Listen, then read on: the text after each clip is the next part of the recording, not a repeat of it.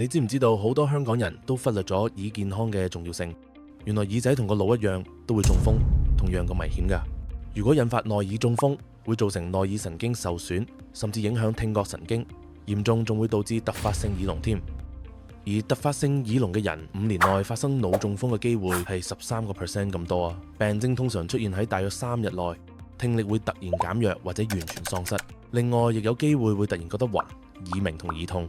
唔少人起初都會不以為意，以為淨係耳道被耳垢阻塞而自行處理，甚至乎以為過一陣就自己好返，因為咁延誤咗求診嘅時間。其實突發性失聰係屬於急症，病發後頭2星期係治療黃金期。一旦發現聽力異常，患者就應該盡快尋求醫生診治。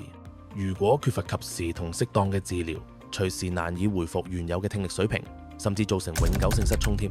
而患上耳中風嘅原因好複雜，因為內耳嘅構造特殊，好難直接觀察，診斷難度都比較高。目前知道嘅成因大致上有4種。第一係血管阻塞，內耳嘅血液循環不良，就好有可能引起耳中風。例如高血壓、糖尿病或者劇烈嘅氣溫變化都可以係致病嘅原因㗎。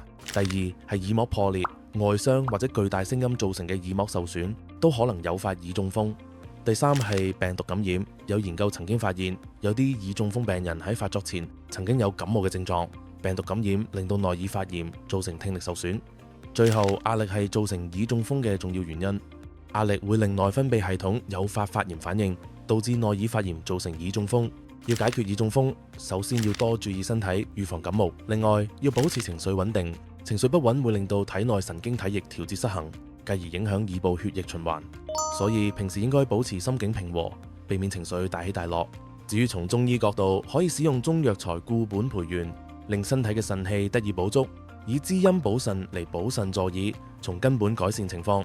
而當中3大滋陰補腎中藥，靈芝可以直接補腎，人參有效補益元氣，能夠增強腎氣、滋陰補腎，幫助細胞氣血運行同促進血液循環。